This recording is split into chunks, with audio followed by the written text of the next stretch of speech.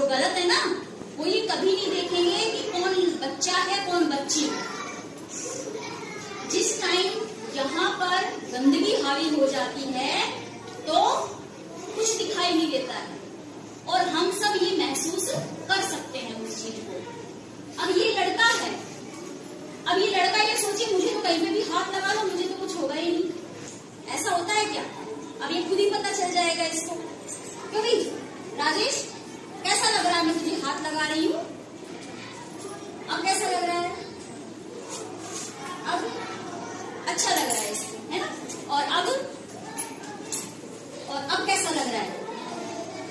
Bad feel हो रहा है, अच्छा नहीं लगेगा हमको कहीं पे हाथ लगाएगा। और मैं अगर नीचे की तरफ बढ़ूं, बैड, गलत लगता है, फील होता है, गंदी फीलिंग आती है। जी आप, मैं आपको टच करूंगी, आपको कैसा लगेगा? कैसा लगेगा? गुड, गुड, कैसा? Good, good, good, good, good, good, ठीक है। और अब अगर मैं इसको यहाँ पे ऐसे टच करूं तो बैड, हम क्या करेंगे? ऐसे दूर करेंगे उसको, नो डोंट टच मी, ठीक है। अब जैसे मैं ऐसे यूं हाथ लगाऊं तो दिस इज बैड टच, गलत है। यहाँ का हिस्सा, यहाँ के हिस्से ये हमारे प्राइवेट अंग होते हैं, है ना? और इनको कोई हाथ लगाए कोई नहीं। छोटे होते हैं हमारे मम्मी पापा हाथ लगा सकते हैं नहलाते टाइम, कपड़े पहनाते टाइम, इसके अलावा हमारे अलावा इनको कोई हाथ नहीं लगा सकता। हम बस में जा रहे हैं, ठीक है, सवारियां बैठी हुई हैं, अब यहाँ पे बच्ची बैठी हुई है मान लो। अब मैं आदमी जाकर के उसके पास ऐसे बैठ गई, अब मैं उसको छेड़ूं ऐसे, मतलब ऐसे टच करूं तो उसको कैसा लगेगा? बैड लगेगा। और उठ करके हमें क्या करना चाहिए?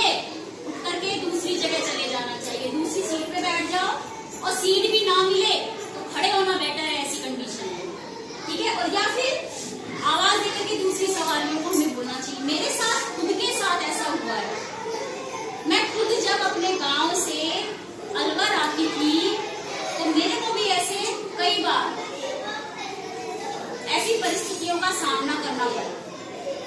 जब मैं छोटी थी ना, मतलब 12th कर ली और उसके बाद जब नए यहाँ पर शहर में आए बस से, तो मैं भी ऐसी मासूम सी थी, मुझे भी नहीं बोला जाता था कुछ भी, तो वो बैठ जाता कोई ऐसा टच होता था ना तो मेरी भी सिट्टी पिट्टी गुम हो जाती थी, मैं चुप होकर चुपचाप बैठी रहती थी ऐसे, है ना। तो मुझे डर लगता था कि मैं किससे कहूँ, कैसे कहूँ, और पूरे रास्ते में दुखती हुई बैठी हुई आती।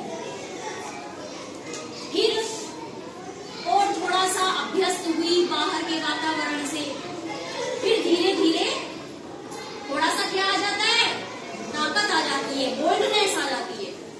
फिर मैं जिया की तरह ही या तो उठ करके दूसरी जगह चली जाती थी या फिर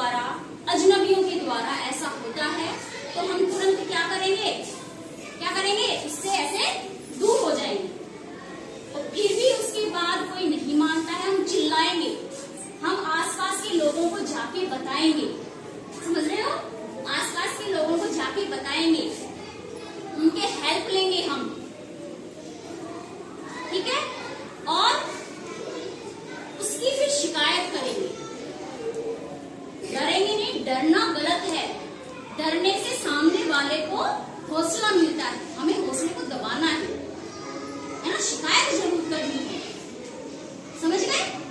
और हम तो बता रहे हैं, लेकिन ईश्वर ने इंसान को वो शक्ति दी है कि वो सामने वाले की आंखों से ही पता कर लेता है कि कौन किस नियत का है कि नहीं? जो हमारी 5 इंद्रियां होती हैं, उसके अलावा ईश्वर ने 6ठी इंद्री और दी है महसूस करने की।